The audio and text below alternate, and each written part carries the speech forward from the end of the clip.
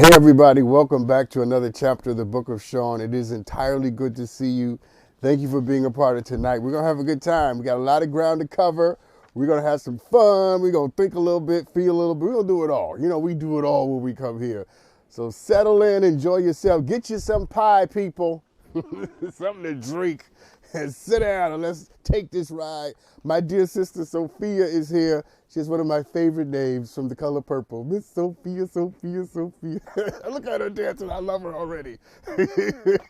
We're going to talk about her journey, her life, her ambition, right? Her insecurity, the apprehensions that come along when you're gifted. How many know tonight that you can be blessed and gifted and able and still second guess yourself? That you can be lit and have it all going on and still have some areas in your life where you don't feel quite as confident as you should. That's her journey. That's my journey. That's your journey. That's all of our story. We're going to figure it out tonight together. At least we're going to point each other in the right direction. How about that? We're going to do some Ask Dr. Sean. I got some headlines for you, so let's get started right now. So let's talk about the Oakwood Adventist Academy. You guys know anything about that? It's a Seventh-day Adventist school in Alabama, and last week they were supposed to play in the semifinals of the Alabama State basketball tournament, but the game was scheduled to be played at 4:30 p.m. in the afternoon on Saturday. Let me make it clear: 4:30 p.m. on Saturday. So, how much do you know about Adventism? Seventh-day Adventist. How much do you know? You know anything about it? Okay. Let's talk about it. They're Christians. So Adventists are Christians, but they also observe the Sabbath. Okay? That's why they're called Seventh-day Adventists. They observe the Sabbath. So what that means is the Sabbath is from sundown Friday to sundown Saturday. So when the state basketball tournament decided to schedule this game, the team couldn't play because they're Adventists. They observe the Sabbath. They cannot do anything. No work, no play. They can't drive. Nothing they can do from sundown Friday to sundown Saturday. Okay? So they asked the state basketball tournament to reschedule the game. And guess what the state of Alabama's basketball people said? They told them no. You believe this? They told them no. First of all, I thought you people loved religion down in Alabama. I can see if they said no in Westwood, you know what I'm saying, or Hartford or Cambridge, Massachusetts. But I thought y'all loved religion down there in Alabama. I thought y'all was toting Bibles and throwing scriptures at people. That's what y'all do down there, don't you? See, I got my little Alabama accent. I'm from New York. I don't know how to do it. I thought this was the craziest thing ever. So, I mean, they're Adventists. They observe the Sabbath. Just reschedule the game, people. Sometimes it's the path of least resistance. How hard was it just to say, how hard was it to wait an hour? You know what I'm saying? The sun goes down when at 5:45? You just wait an hour. And they said no. Oh my God. Y'all love throwing scriptures at people. Y'all throw scriptures at gay folks. Y'all throw scriptures at women. Y'all throw scriptures at adults. Consenting adults, unmarried who are having sex. Y'all got a lot of scriptures for that. But I guess y'all forgot about Deuteronomy chapter 5. I guess y'all didn't read that little verse. Deuteronomy chapter 5, verse 12, which talks about the Sabbath. You know the Sabbath is in the Bible, and abortion is not. I'm just saying. I ain't trying to start nothing. I'm just saying, how y'all gonna make the team miss their game and then quote scriptures the next day on Sunday in the Bible? And by the way, just so y'all know, Sunday is not the Sabbath, people. It's not the biblical Sabbath, okay? The biblical Sabbath is from sundown Friday to sundown Saturday. And Sunday's not even the end of the week, numbnuts. Sunday is the beginning of the week. It's the first day of the week. Do I have to go through this? Oh my God. So I'm still trying to figure out why the state basketball tournament would not reschedule this game. Why did y'all say no? Could it be that maybe observing the Sabbath is just a little too Jewish for y'all? Or could it be that most Christians don't know the origin or the details of their own religion? In the case of Alabama, it's probably both. So let's move on. Let's talk about Ketanji Brown Jackson. Woo, woo, woo, happy that. You're not going to do a happy dance with me? Ketanji Brown. There you go, Sophia. Ketanji Brown Jackson. Ketanji Brown Jackson. I'm excited about her, people. She is Joe Biden's nominee to be on the Supreme Court. And she is brilliant. And I celebrate her ascension. I celebrate her hair, her nose, her complexion, everything about her. I celebrate her. And it's about time black men just gave black women a standing ovation and just decided that we were going to affirm you and you didn't have to do nothing to get the affirmation. How about that, people? Come on, y'all. Y'all know you want to say amen to this. I'm just trying to tell you. Listen, and there are already people who are saying negative stuff about her, right? I think, oh yes, there's already people saying negative stuff about her. I think she has a relative in jail, and so Republicans are, first of all, who in America does not have a relative in jail? This country incarcerates more people than any other country in the world. Who in America does not have a relative in jail? Come on, people. And then there's some black people who don't like the fact, I think she's married to a white guy. There's some black people who are lamenting the fact that she's married to a white guy. First of all, come on, y'all. Come on, y'all. She has a right to fall in love and to be married to whomever the hell she wants, okay? That's her heart. That's her life. That's her way, okay? Stop it, people. Stop it. Y'all hear what I say unto thee? Unto thee. Stop it. Let Judge Ketanji Brown Jackson. First of all, people who are concerned about who other people are sleeping with are probably not sleeping with anybody themselves. You know how that goes, right? Most of the people trying to monitor what you're doing in your bedroom ain't got nothing going on in theirs. And that's why your bedroom is of such great importance to them. So how about y'all stay out of her bedroom, because that's her business. Isn't that what Tabitha Brown says? That's my business. That's her business. She can marry to anybody she wants to be married to, okay? First of all, you can't control who you fall in love with, people. How many times I gotta tell y'all this? Pascal said the heart has its reasons that reason cannot understand. You can't control who you fall in love with. That's who she fell in love with. Let the woman have some love. You work on getting your own love, okay? I've just come to know that people will criticize you for no reason, and people will find a reason not to like you, even if you're perfect. I mean, if you were Jesus and walked on water, they'd be like, but you didn't fly over it. If you turn water into wine, it wasn't sweet wine. I mean, if they could kill Jesus, believe me, they can come after Ketanji Brown Jackson. And can I just say this to you? This may not make you happy, but it might make you laugh.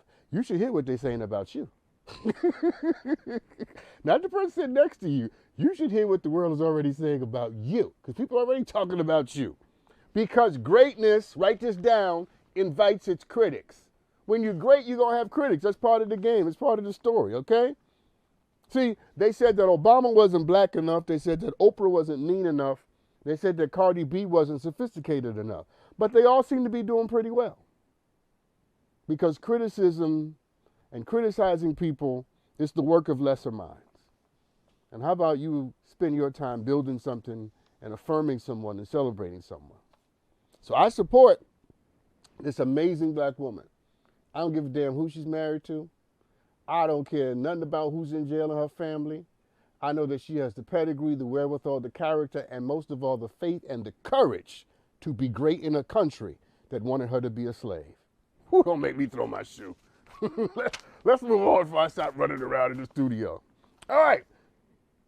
Last week we not celebrated, but we remembered, and it marked the 10-year anniversary let me get my words together, of the murder of Trayvon Martin. And all over America, black and brown people and white people of goodwill remembered this blessed brother whose face you see now, and how none of us can believe that it was 10 years ago that we heard that a little black boy or young black man was killed for walking in his own neighborhood because he was armed with a can of Arizona iced tea and a bag of Skittles. It's been 10 years since the man that killed him got away with it. Literally got away with murder and claimed that he was standing his damn ground. You know, a lot of people say that the death of Trayvon Martin started a movement, and I understand what they mean, but they're actually wrong. Trayvon Martin did not start a movement. The movement for black life was going on long before George Zimmerman killed Trayvon Martin. I mean, if you live in New York City, or if you know something about the fight for black life, you know these names: Yusef Hawkins, Abner Louima, Eleanor Bumpurs, Sean Bell, and movements coalesced around their untimely murders by police and by individuals who killed them, in most of these cases, police. So the movement for black life was going on before Trayvon Martin, and while some of you were not old enough to know what happened before him, and you came of age in the time of Trayvon Martin, or you became aware in the time of Trayvon Martin, his death was a crescendo. It was a significant moment where all of us thought to ourselves, this young man should not be dead. Trayvon Martin should be here right now. He should be, I don't know what, in college or something? Oh, I don't know what he should be here with his mother. He should be here falling in love with whomever it is he can fall in love with, and whomever would fall in love with him. He should be enjoying his life, plotting out his world, building his empire, changing lives, having an impact. But he's not. You guys remember during the time about his death, around the trial that is, when Zimmerman was going to trial, even around his death, conservative Republicans were talking about how Trayvon Martin had gotten in trouble in school and how he was smoking weed, and they tried to make it seem as if because he wasn't virtuous and perfect, he didn't deserve to live. as if my virtue defines or determines whether or not I should have access or the right to live. I shouldn't have to be perfect in order to get home. That's good. I should not have to be without blemish to make it home on time every day. Black boys are such a misunderstood blessing in this country. Black girls are probably the most disrespected and probably the most disavowed and disabused. But black boys are the most misunderstood blessing that this country has ever been offered. But the good news is that just like little black girls, black boys endure. Say what you want. We'll still be here. Yeah. Whew. All right, let me finish before I start speaking in tongues. Okay, I was supposed to do this thing about Chicago school, and but I didn't want to do that. Let's talk about Russia and Ukraine real quick. I'll give you an update on that. So it appears Vladimir Putin that he underestimated, I should say, the resolve of the Ukrainian people. Okay, if you're watching the news, because you've been hearing about this all day, all weekend, that Russian efforts have been delayed to take the capital city and the country because there's fierce fighting and a lack of supplies. Those two things are making the Russian onslaught very much untimely. Fierce fighting, lack of supplies. The lack of supplies, that's the thing that got me, okay? Because you would think that if you're going to invade somebody's country, you would plan.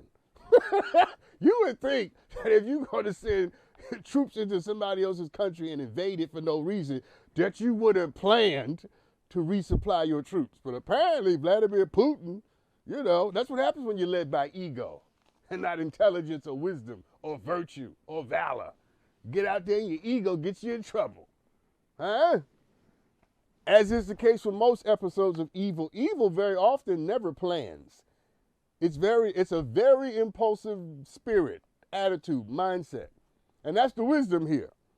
Make sure that you are not making decisions that are impulsive and reactionary, because if you don't look before you leap, you might leap out into the middle of something, and in the middle of it, wish you weren't there. You got troops with no gas and no food. Vladimir, what are you doing, bro? But here's the other thing, and then I'm going to take this break.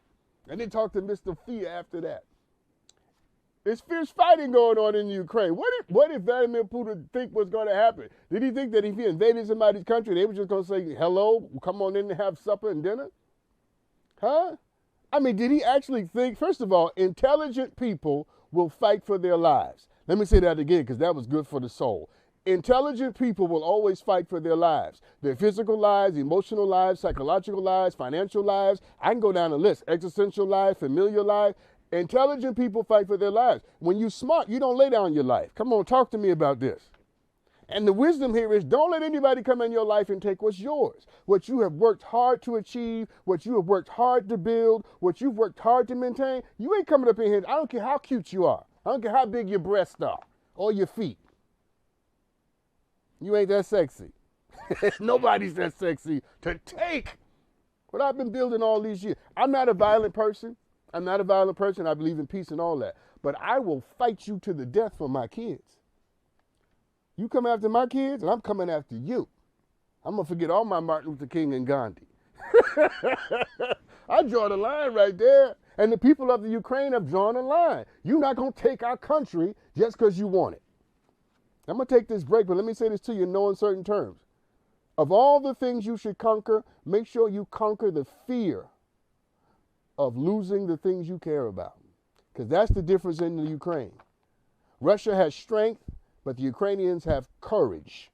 And they've conquered the fear of death. They're not afraid. A gun and a bomb means nothing to a man or a woman who isn't afraid to die. My invitation to you tonight is that you work on the parts of you that are being controlled and manipulated by fear, because that you fear the most will come upon you. So, in the great fight between strength and courage, between bombs and bravery, which one do you think will win? If I were you, and I'm not, but if I were you, I would put my money on courage, because it seems to win almost every time. Let's take a break. We're right back. My sister will be out. We're going to talk about her journey and all the things that makes her who she is right after this. Welcome back, everybody. I know one thing for sure. I know that no matter how great you are, in fact, Oprah Winfrey said this. We'll use Oprah as the example. She said that she's had preachers, presidents, prostitutes, pimps, important people, insignificant people, all sit in her chair. And the one thing they all asked her at the end of every interview was that okay? How did I do? Powerful people, rich people, known people, unknown people, and they all were equal in the need to know if they were adequate to the task.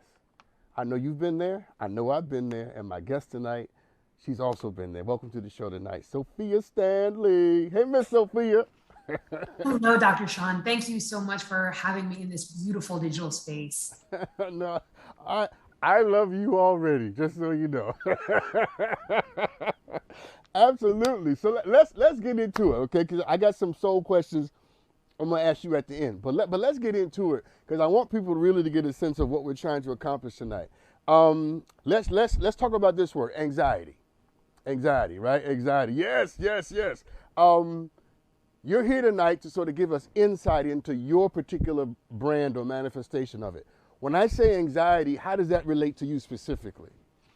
Ooh, anxiety is my middle name. So I think, fortunately or unfortunately, as a lawyer, a large part of my job and who I am is always anticipating what's going to happen in the future. And more importantly, not only what's going to happen in the future, but what could go wrong. So I'm always waiting for the shoe to drop. I'm always, just as you said, Dr. Sean, I'm always trying to figure out, was that okay? But more so, anticipate, is it okay for a reality that I don't know yet? And if this and that, then this and that. And it feels like I'm never truly in alignment with the now, because I'm always anticipating for tomorrow. Yes. So tell me the story behind that way of being in the world. How did you get there? Oh my goodness. I'm going to try to make it short and sweet, but I am not a short and sweet type of person. I want it all. If it's good, I want it. So I was definitely that little kid who kind of like came out of the womb talking. So I came out of the womb talking. I was extremely opinionated. And, for the very beginning part of my life, that was celebrated, right? And so very quickly, everyone in my life said, this one, she has an opinion, she's loud, she's outspoken, she should be a lawyer. Fast forward decades later, I'm now a lawyer, and literally, again, to your point earlier when you mentioned fear, I went to law school and I wanted to become a lawyer so that I could always walk through fear with courage, right? So that I would always be, I would have that valor of strength and justice and all of the tools. And now I find myself here at a crossroads because I feel like I'm a caricature of a lawyer, but not me as a lawyer. And so I'm always like, does this feel right? Am I doing it right? Instead of just existing in the 4-year-old who had an opinion and didn't care what anyone thought. She just did it because it was organic to who she is. The adult is so concerned, and the 4-year-old was not. So was there a defining moment that sort of separated the two of you from you? That's an excellent question, Dr. Sean. I would say it's actually living and working in the field, right? So I'm going to give you a little story. So I remember years ago, I was dating someone at the time, and we went to a car dealership and we were test driving a car. And, the dealer was like, oh, to my boyfriend, oh, what do you do? And he was like, oh, I'm an actor. And this is going to sound disrespectful, but he wasn't on anything. Right. And so the guy was like, oh my God, that's so cool. Da, da, da, da, right. And so then he turns to me and he goes, what do you do? And I'm like, I'm a lawyer. He's like, ugh. And I was like, that's so rude. And he was like, but nobody likes lawyers. Like, it was almost as if the way in which we view lawyers, right, that we're untrustworthy, we're overly opinionated, we love the sound of our own voice. No, that's true. But, all of these negative things about who we are, I feel that the minute I interacted in the world and that hit me, and then also too, as a Black woman, I definitely feel like the way in which I can or cannot express myself is not that same 4-year-old. It's that, I have to wear my hair in a particular way, which isn't this way. I have to have nails a particular way, which is not the nails I have now.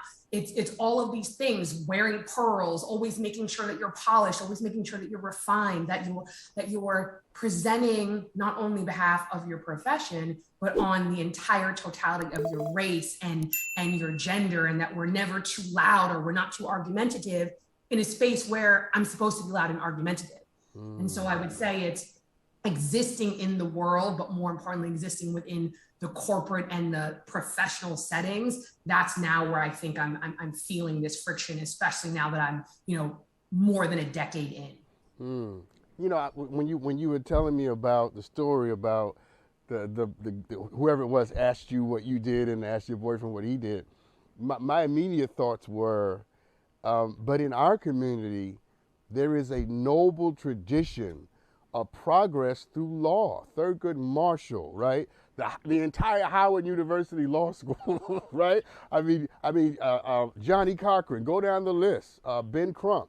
I'm probably missing other great legal minds that you probably know. So when I bring that up, does that change the dynamic at all? So this is hard for me because ironically, I feel like I'm sitting in between two things. So the first part was what I said, but it's not a coincidence that you mentioned Johnny Cochran. So Johnny Cochran was my North Star. I was that little kid who was going to fight the good fight. I grew up in an all-white town and somehow had a little Black Panther Party, and all the people in the Black Panther Party were my little white friends, and they would basically be like, Black is beautiful, free Huey, right? And then I got called into the principal's office, another story for another time. And so I really wanted to be Johnny Cochran. And fast forward, and I'm dating myself, but before the internet was the internet in the way that it is now, the NAACP had a series of reports on the Oscars are so white before the hashtag. And so what I did was I thought, okay, that's where I'm going to advocate on behalf of civil rights, of making sure that I'm the person who is helping to make sure that our representation of us, right, which entertainment is, arguably America's #1 most valuable export, both internally and externally. So let me have a say on how we're seen on screen, right? That's the first part.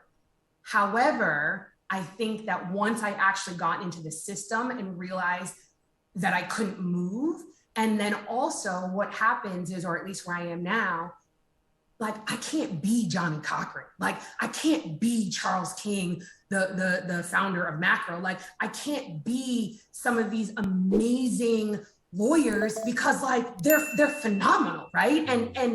And they should be inspirational, which on some levels they are from an intellectual perspective, but that it seems like too high a bar. It's like, and I know I shouldn't say this because we're in the middle of Black History Month, but I specifically, I think as a Black woman and specifically as a lawyer, and it's not a coincidence that even, you're mentioning Supreme Court justices and so forth and so on, that it's like, sometimes I feel like I'm drowning in Black excellence. Yeah, yeah. Like, My producers told me that you used that phrase. And I was literally just about to ask you what you mean by that. So I'm so glad you're mentioning it. What do you mean by that? So I feel like I'm in this weird juxtaposition. So within the normal professional environment, white people have a low expectation of me, right? So I have to validate that I'm a lawyer. Whenever I say I'm a lawyer, they're like, no, you're not. They always think I'm an assistant. And that's no disrespect to assistants, but usually they are not holding me to the same high regard as what you said, Dr. Sean, that within our community, almost the minute you say that you're a lawyer, people respect you. And so what I mean in terms of the fact that I'm drowning in Black excellence, when I enter the other world, which is the Black dynamism, I have a myriad of examples. I may not have a myriad of examples exactly where I work, but just like you said, we could list, hello, Michelle Obama, right? Like I could list so many lawyers who are beyond exceptional. Like they're the Michael Jordans, they're the LeBrons, they're the Venus, Serena. Well, you know what I mean? Like they're Simone Biles, they're on that level. And it's ironic because I think that when we're using a line of where someone should be, that's always the bar within our Black world. And so sometimes I feel like on one level, it's like a low expectation. And on another level, it's like the bar is like superhuman. They need to be existing in their own orbit because they're literally not just change agents, they're like paradigm shifters. No, that's a great way to put it. I'm thinking of Clarence Jones, Dr. King's lawyer. I'm thinking of Percy Sutton, right, in New York. I think he was Malcolm X's lawyer. You're absolutely right. And the legal personalities or minds in our community are paradigm changers. But could I push you a little bit? Because you said something that just I gotta take a break after this.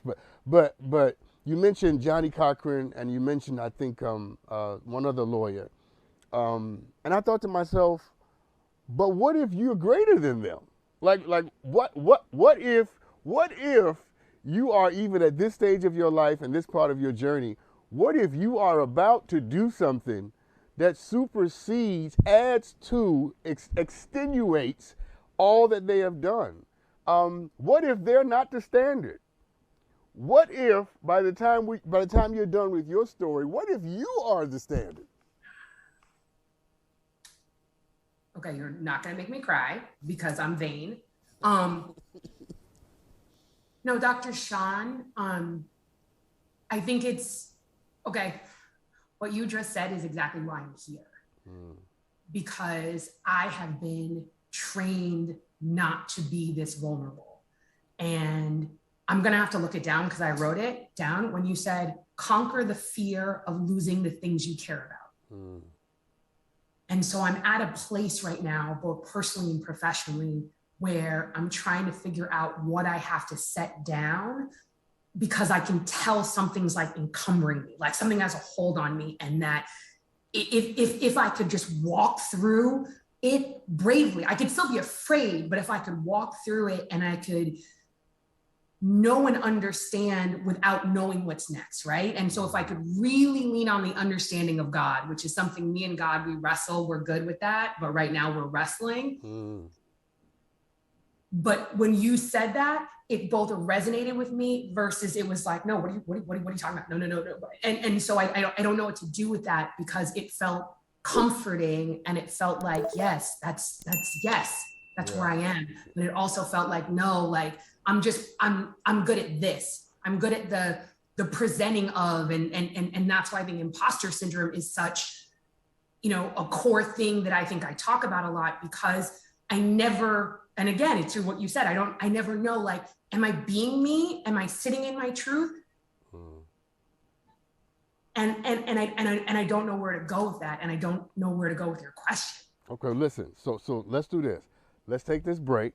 And then when I come back, we're going to pick up right there, okay? Because Now we're on sacred ground. Like now it's time to take your shoes off because we're on sacred ground now. And Sophia just took us there. We'll be right back. Welcome back, everybody. I'm talking tonight to Sophia Stanley, who is a marvelous spirit, a marvelous mind. I'm enjoying this conversation. I know you are too, because I think that this conversation represents where most of the intersection where most of us live our lives, between knowing we're good and not quite believing that what we know is true. It's like wanting to be with somebody, scared to be with somebody, and scared to be single. You know what I'm saying? And so Sophia, when we took our break, I mentioned to everybody we were on holy ground now, because you're speaking out of what the soul wants to say about it, right? And what I heard you say is that I don't know how to confront that what you just asked me might be true. And what I asked Sophia was, what if Cochran and King and Clarence Jones, and what if they're not the standard? What if you are the standard? What if what's inside of you exceeds what's inside of them? So here's my follow-up question. When you play the movie in your head, how does it end?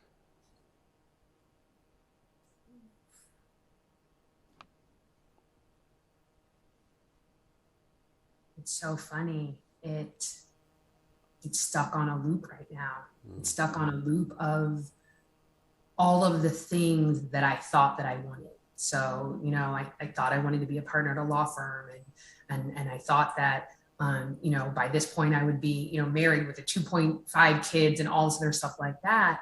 And so when all of those markers or benchmarks didn't happen, I stopped dreaming. I stopped creating a story. Okay, Sophia, stop for 1 second, all right? Because that's it, and I'm not being rude. I'm just my spidey senses are tingling, because that's the second time that you told me that you stopped, right? That your self-image was interrupted. Let's go back to the little girl. Let's go back to her, because you can't deliver the woman until you heal the little girl. And tell me what because I asked once, and then you sort of gave me an answer, and I let it be what it was. But I'm coming back now. What happened to that little girl, that 4-year-old girl who was verbose and confident and understood and stood with a hand on her hip? You know what I'm saying? And that tilt to the side of her head. And what happened to her? She got beat down. Like at every single moment of me being smart and raising my hand. You raise your hand too much. You're too outspoken. Let someone else have a chance. And I'm like, well, I thought the purpose was to win. Like, oh, right. And this was like way before everyone gets a trophy. It was, men aren't going to like you because you're too outspoken. Men aren't going to like you because, you are opinionated and you're loud and you're aggressive, and I'm an Aries and I'm Jamaican. Like, so all of these things, like I'm a warrior, and I like that I'm a warrior. And every time I walked through any space as myself, it's just the fight that I had to get. And initially I was like, okay, cool. Like I'm built for this, right? I'm a warrior. Like I come from warrior stock. I'm Jamaican. Like, the Maroons are an integral part of how I identify, like what you said, not only do we endure, but like we set a space for ourselves to be. But I didn't do that because it's like, I got tired. I got tired of fighting. And then I said, okay, you know what? Let me try as best as I can to conform to the system so that I don't feel like I'm under attack at every single moment, personally, professionally, with friends where they ask you questions, but they don't really want to know the answer, but you know the answer. And now I find myself at this place where conforming didn't get me what I wanted. Yeah. Now, I didn't think I was good at conforming, but I tried. Yeah, I was just about to say that. I was just about to say that being yourself was exhausting, but conforming made you insecure, anxious, filled you with anxiety, right? And it wasn't fulfilling. If you have to choose between being tired and being insecure and anxious, I don't know about you, but as for me in my house, I'd rather be tired, because that puts me in a tradition of people who know what it is to be tired. Don't make me throw my shoe, Sophia, because I felt it as soon as that came out my mouth. I felt it. You stand in a tradition of people who know what it is to be tired, right? I just watched a documentary about Fannie Lou Hamer the other night, and about her greatness and her exhaustion, right, and her effort and her work. And I'm saying, yes, it should be the case that you should have never had to be put in that position to begin with. You should have been able to be authentic and verbose and strong and competitive, and your femininity and your confidence should have never been put in contradiction to each other, right? But unfortunately, that's not the world that you grew up in. It's not the world that I grew up in. And I want to say to you this. My invitation to you is for you to go back and to retrieve. There's a great line in the scripture that says, Isaac dug again the wells that had been dug by his father. Here's what I mean by that. I want you to go back and redig that well. Because I know this for sure, and I got to take this break. Matter of fact, let me do this. I'm going to keep you over this break. Can I keep you over the break? I'm going to keep you over the break. Because there's something that I want to say to you, and I want to have some time to do it. Let's take this break. We'll be right back, okay? Y'all know this is getting good, right? We're right at the good part, trust me. Because now I understand what happened, and I understand what we, what she, what you, what we can do about it, okay? Sometimes the way forward is back. I'll explain it when we come back. We'll be right back. Welcome back, everybody. Sophia, let me get right to you. And here's why. I want to tell you a story. You told me some great stories. I want to tell you one about me. So I never done television before this show. Never did television, never hosted anything in television. So when I first got the job to do this, I was actually pretty intimidated at the prospect of being on television. You know, a bunch of people watching you, you know, so I was real, you know, apprehensive about it. Until one night, my 15-year-old self called me on the phone. And the phone rang, and my 15-year-old self said, I said hello. My 15-year-old self said, it's me. Remember me? And I said, yeah, I know exactly who you are. What do you want? He said to me, I heard you've been worried about doing the show and you've forgotten something that happened a while ago. I said, what's that? He said, you've forgotten that when you were 15 years old, a speaker got sick at a youth gathering that had 27,000 people. And they asked you to do it. And you got up in the middle of the stage with no preparation and you talked for 35 minutes to 27,000 people and you were 15-year-old. And my 15-year-old self said to me, remember who you are. Here's my question to you. What do you think your 4-year-old, 6-year-old, 9-year-old self would be saying to you tonight, right now?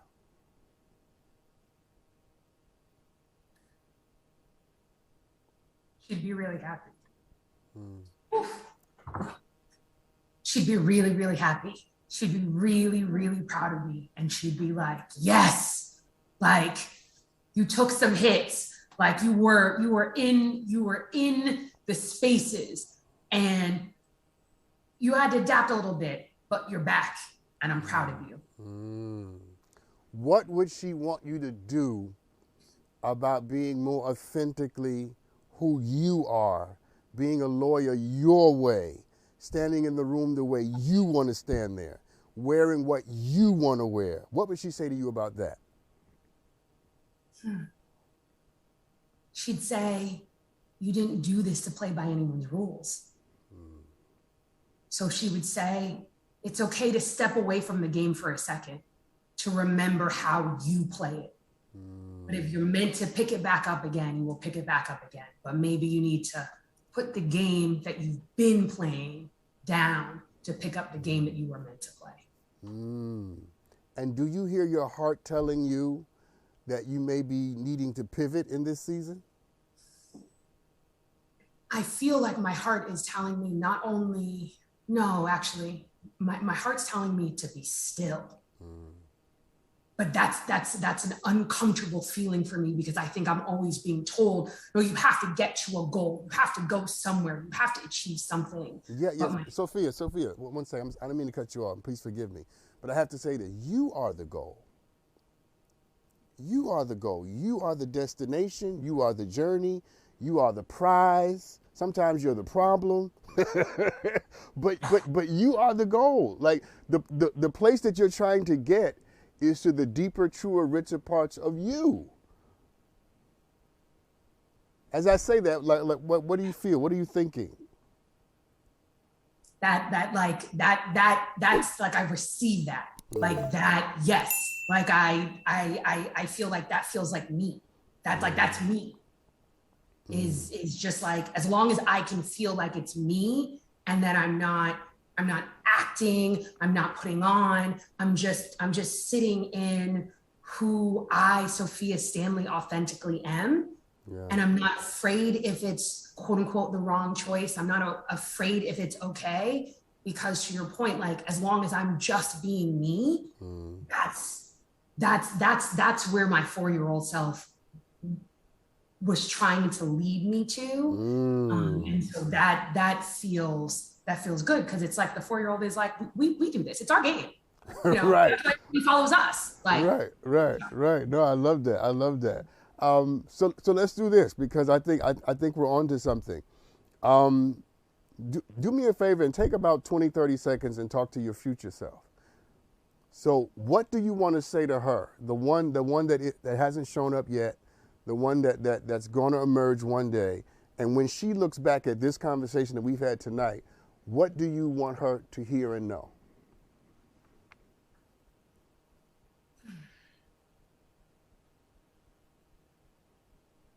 I want her to know that she was never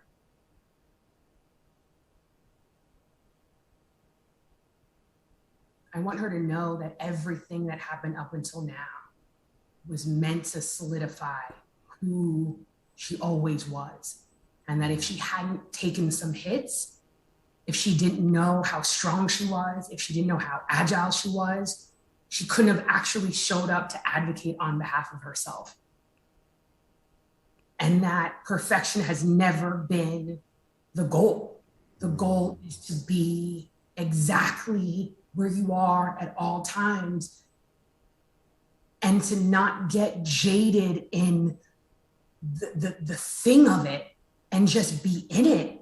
And I would tell her, fail, try, play, stop making the goal winning, and making the goal just being, and being creative, and figuring it out, and not figuring it out, and falling, and telling yourself it's okay to fall. And even if you don't win, not everyone gets a trophy, but it's the act of being in it. And even if it's just that I need to pause, the pause was necessary to get to wherever I'll get to 20, 30 years down the line. Yeah, no, I love that. I would say to your future self, if I may.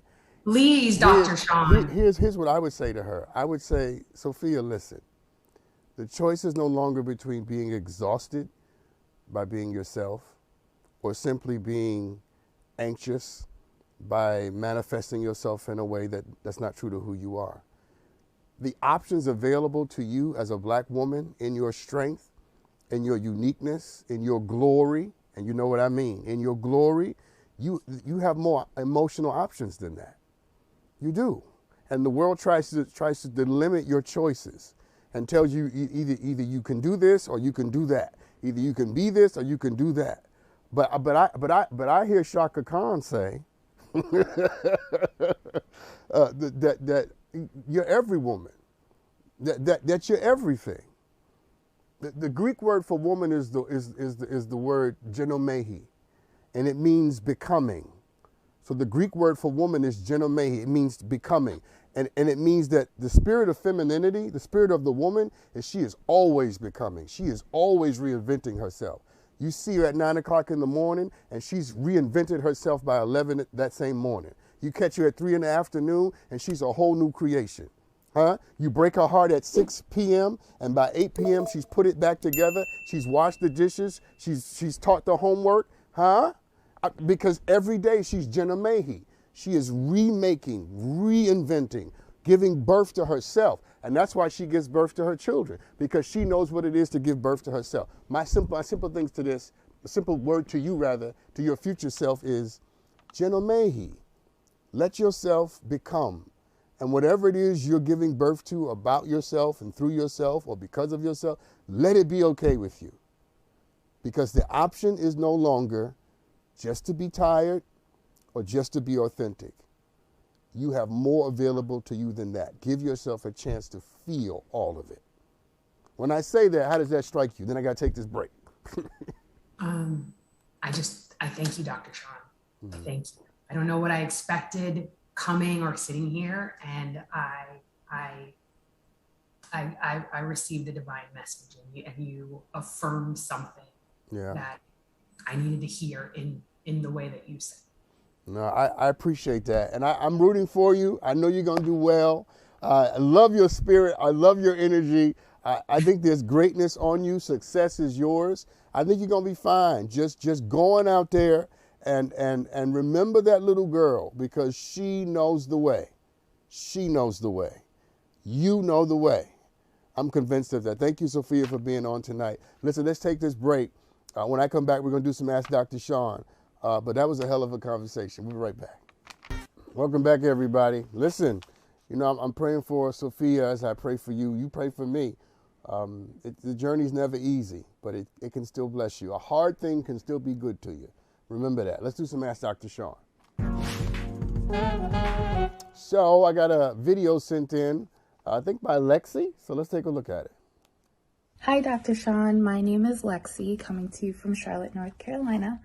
And my question is about trust. I've been married for about 13 years, and my question is, how do you come back from ultimate betrayal when your husband has a child out of wedlock? How do you move forward? How do you trust again?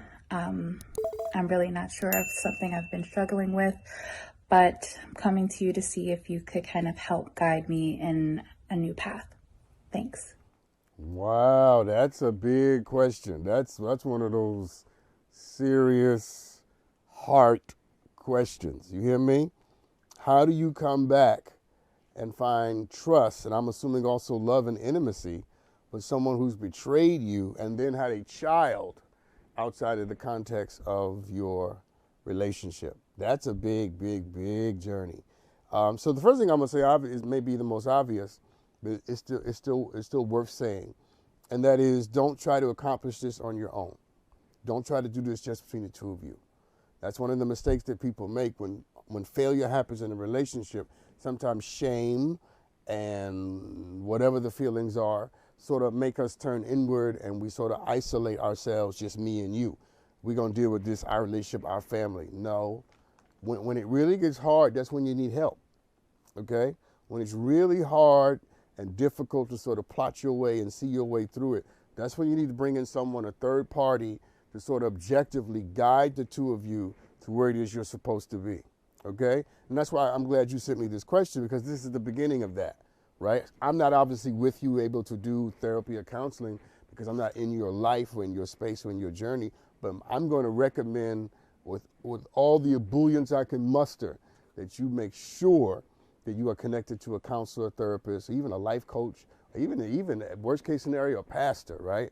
Who can sort of talk you through what you feel, what happened, and maybe give the two of you some guidance. But here's what I would say to your question, because I do think it deserves an answer, and the beginning of one anyway. And here it is. I think that it's a process.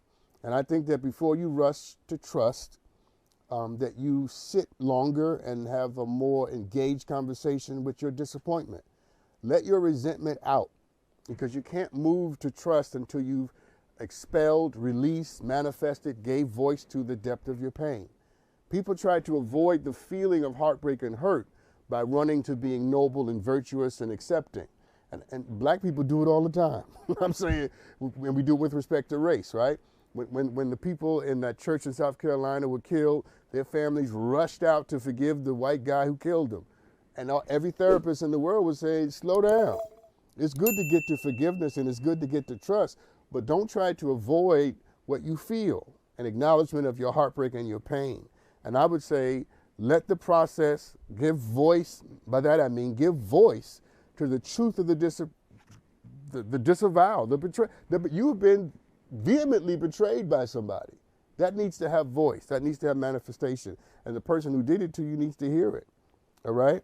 Then once you've gone through some of that or a lot of that, then I think you start to think about what it is you want next and what it is your heart can stand and take, right? And I think he's a part of the journey too. I say this to guys all the time. I think I said it on the show last week. One of the things that guys often do is that when we betray whoever it is we betrayed, the women in our lives, whoever it is, that we go off and have heartfelt conversations with our friends, and then we come back to the person that we betrayed, and we demand, forgiveness, or we demand no. To the young man that's in your life who did this, he's got to go through his process in front of you. You've got to be able to see him feel and manifest the feeling of heartbreak and suffering that he's going through. Here's a long way it's just a long way of saying this is going to be a long journey.